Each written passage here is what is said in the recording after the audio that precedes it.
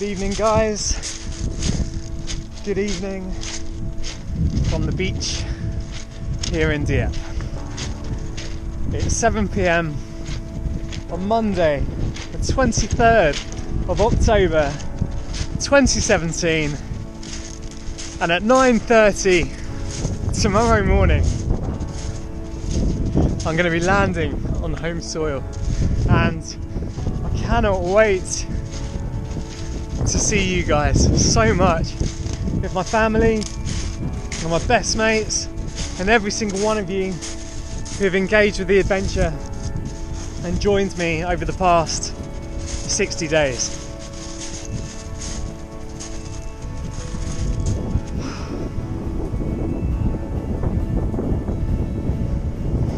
Just want to drink it in, you know.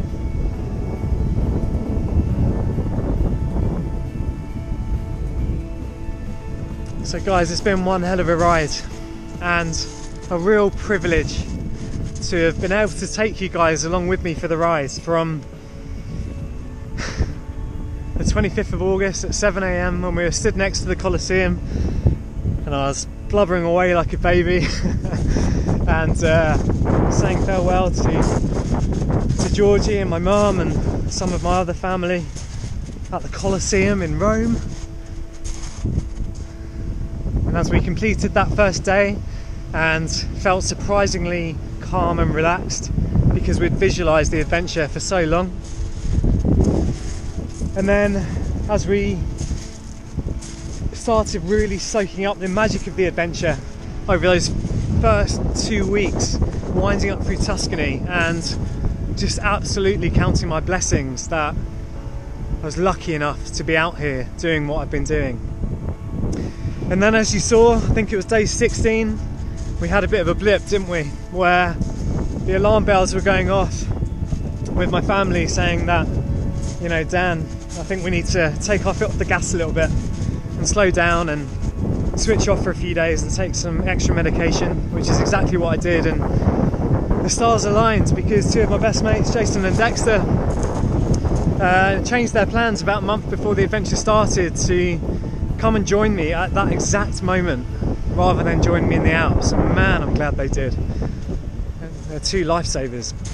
It was just what I needed. So we switched off for 3 days back then, still did a little bit of mileage, putting one foot in front of the other, and they left and we were in good shape, and we headed up to the coast on the west side of Italy, and then we crossed the spine of Italy and made our way up between Turin and Milan, and then we got to the Alps, which, as you know, was a real highlight for me. You know, I've been looking forward to beginning that journey to run up to Aosta for so long, and you know, I freaking love the mountains so much. The air is just so fresh, and usually there's nothing on the mountain that doesn't need to be there. You know, it's a very quiet environment to be in, which is just complete serenity for somebody like me. So then we reached my friend Dan's in Aosta, had the perfect respite, thought I was just going to have one complete rest day, tried to climb, do the up and over, did about 4.5 miles and couldn't go any further because the 12 hours before leaving Dan's that morning I was violently sick. I was terribly ill, and I think it was food poisoning, we still don't know, but it was just awful. I can't tell you, it was the worst vomit, sorry, that I've ever had. It was awful. So we had a bit of a false start, but again it was made to be, because I woke up on that Saturday and I had a text from my uncle saying that he was going to fly out to Milan. He was already in Milan and he was going to come and find me wherever I was, which turned out to be at the top of the Great St Bernard Pass on the Sunday evening. Can you believe it? And man, that was emotional, and man, was it special to have one of my family greeting me up the top of the Great St Bernard Pass. It was a real highlight. Then we make our way down the other side and we're dropping into Switzerland, and we realise that the coffees had jumped from €1 up to €3.50, but it didn't matter. I was happy to pay, sorry, it's chilly.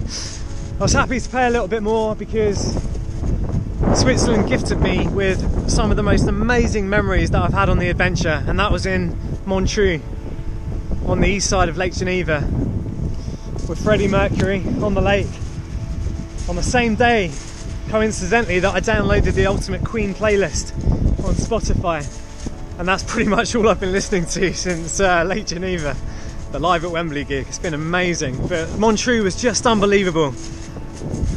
The most gorgeous of settings, you know, and you had the Alps off to your left, you had the sun setting to your right, and you had the mountains hugging the lake in front of you. It was unbelievable, and I just didn't want to leave, but we did leave, and we headed up through the mountains for one last time, and we dropped into France, and I did my first 40-mile a day, and it was hooning it down. It was a tough day, and I finished pretty late, pretty much in the dark, by my head torch, but it was epic, and it was my brother and sister's birthday, and I wanted to do it for them. I woke up the next day, and I didn't feel much different than doing a 20-mile day, and that's when I realised that, gosh, you know, if you tell your body to do something, it'll do it. Just be patient, it'll get there. So I started to feel really strong. So I'm heading up through France, and I realise it's far more spread out and a bit more lonely. There were less pilgrims making their way to Rome, and so I diverted off the Via Francigena, which served me well up until the Great St Bernard Pass, and it was a very spiritual experience. You know, there's no denying it. It was a life-changing experience. So I left the Via Francigena, and France has treated me very, very well. I've had some incredible hospitality. Airbnb is completely paid off. You know, it's far better than staying in a hotel knowing that you're going to be greeted with these wonderful, wonderful people just waiting to greet you, especially when you tell them that you're running from Rome to London. And that's true for where I'm at this evening.